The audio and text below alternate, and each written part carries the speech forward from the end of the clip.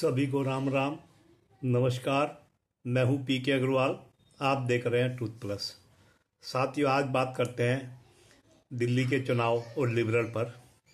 आप जानते हैं दिल्ली विधानसभा के चुनाव परिणाम आ चुके हैं। 48 सीट लेकर बीजेपी प्रचंड बहुमत की सरकार बनाने जा रही है। लेकिन एक लिबरल है, लिबरल जो राजनीतिक रूप से बीजेपी के विरोधी हैं, मोदी के विरोधी हैं, आरएसएस के विरोधी हैं, वो हिंदू के विरोधी भी हैं और मैं तो उन्हें भारत विरोधी भी गिनता हूँ। लेकिन वो इस चुनाव परिणाम को प्रत्यक्ष रूप से पचा नहीं पा रहे। वो इसे बीजेपी की जीत कम वो मान रहे हैं कि ये कांग्रेस के लड़ने की वजह से बीजेपी सरकार बना पाई है। उनका कहना है कि कुछ सीटें ऐसी हैं, शायद 10-12, जो यदि कांग्रेस चुनाव ना लड़ती तो बीजेपी जीत नहीं सकती थी। कुल मिला के वो इस बात को स्वीकार करने को तैयार नहीं है कि आम आदमी पार्टी हारी है, बीजेपी जीती है। उनका कहना है बीजेपी और केजरीवाल के वोटों में, आम आदमी पार्टी के वोटों में मात्र 2% का फर्क है। अब ये आंशिक सत्य है। आम आदमी पार्टी जहां 43.5% वोट ले पाई है, वहीं पर बीजेपी को अकेले को 45.5% वोट मिला है। लेकिन वो एक तथ्य भूल जाते हैं, बीजेपी गठबंधन में चुनाव लड़ी थी। नीतीश कुमार की जेडीयू और चिराग पासवान की एलजेपी उसके साथ थी। इन दोनों पार्टियों को भी लगभग 2% वोट मिला है। यानी इसका मतलब बीजेपी गठबंधन, चुनाव पूर्व गठबंधन को 47.5% वोट मिला है। ये तो एक पक्ष हो गया। अब इनका कहना है कि यदि कांग्रेस चुनाव ना लड़ती तो शायद बीजेपी सरकार ना बना पाती। मैं इसी पर आगे बात करूंगा। अब ये कहना क्या चाहते हैं? आप जानते हैं जब मोदी जी राजनीति में आए थे तो उन्होंने नारा दिया था कांग्रेस मुक्त भारत। उन्होंने नारा दिया, बीजेपी सफलता प्राप्त करती गई, कांग्रेस का पतन शुरू हो गया। यद्यपि कांग्रेस राज्यों में विधानसभा चुनाव जीतती रही और इस बार तो लोकसभा में भी 99 सीट लेने में सफल रही। लेकिन मैं फिर दिल्ली पर आता हूँ। दिल्ली में कांग्रेस फिलहाल तीसरे नंबर की पार्टी है। ये क्या कहना चाहते हैं कि तीसरे नंबर की पार्टी को चुनाव नहीं लड़ना चाहिए? भाई, भारत बहुदलीय लोकतंत्र है। क्या ये बहुदलीय लोकतंत्र के खिलाफ है? कि सिर्फ बीजेपी को हराने के लिए बात कर रहा हूँ मैं।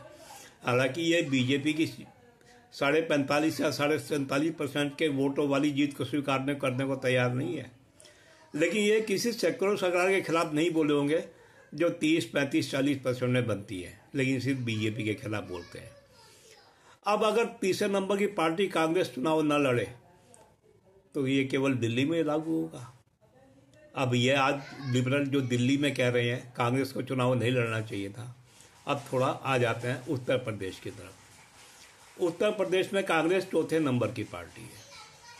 तो हो सकता है 2027 में ये कांग्रेस को उत्तर प्रदेश में चुनाव लड़ने पर भी आपत्ति जता दें।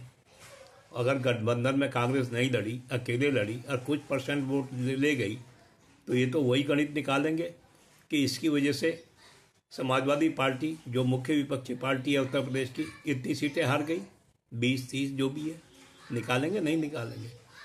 थोड़ा और आगे चलते हैं, पश्चिम बंगाल। अब पश्चिम बंगाल में टीएमसी की ममता बनर्जी तो इनके साथ गठबंधन शेयर नहीं करती।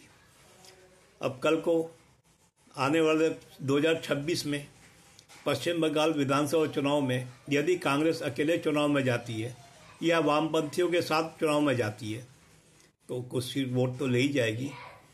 क्या उस वोट का नुकसान, बीजेपी विरोधी मतों का नुकसान टीएमसी को नहीं होगा? क्या ये वहाँ भी कहेंगे कांग्रेस को चुनाव नहीं लड़ना चाहिए? कांग्रेस के लड़ने से बीजेपी को लाभ होता है? ये देखने वाली बात है। ये तो मैंने आपको 3 राज्यों का बताया। अब थोड़ा कल्पना करें केरल की। केरल के चुनाव में, लोकसभा चुनाव में भारतीय जनता पार्टी 19% के लगभग वोट ले गई। हो सकता है उसका आगे वोट बढ़े। वो अब बढ़ेगा, अभी वो तीसरे नंबर की पार्टी है, आगे हो सकता है दूसरे नंबर की पार्टी बन जाए। और हो सकता है अगर इस अगले चुनाव में नहीं तो उससे अगले चुनाव में ये स्थिति आ जाए कि बीजेपी दूसरे नंबर की पार्टी बन के चुनाव लड़ रही हो, कांग्रेस तीसरे नंबर की पार्टी बन के लड़ रही हो, और 1 नंबर पे मैं मान के चल रहा हूँ लेफ्ट गठबंधन हो, क्या ये वहाँ भी कहेंगे कांग्रेस को चुनाव नहीं लड़ना चाहिए? सोचने वाली बात है। तो जहाँ कांग्रेस मुख्य मुकाबले में नहीं है, प्रथम या दूसरे स्थान पर नहीं है, तो क्या वहाँ को कांग्रेस को चुनाव इसलिए नहीं लड़ना चाहिए? बीजेपी सत्ता में आ जाएगी। क्या मोदी से ज़्यादा कांग्रेस मुक्त भारत बनाने की इनकी इच्छा नहीं लग रही है आपको, लिबरल की? मुझे तो ऐसा लग रहा है ये लिबरल ही चाह रहे हैं कांग्रेस मुक्त भारत बन जाए, शायद कांग्रेस से यही छुटकारा पाना चाह रहे हैं। आपके इस बारे में क्या विचार है, ज़रा बताएं, लिखें, टिप्पणी करें। वीडियो पसंद आए तो वीडियो को लाइक करें, शेयर करें, चैनल को सब्सक्राइब करें। फिर मिलते हैं अगले वीडियो में। धन्यवाद।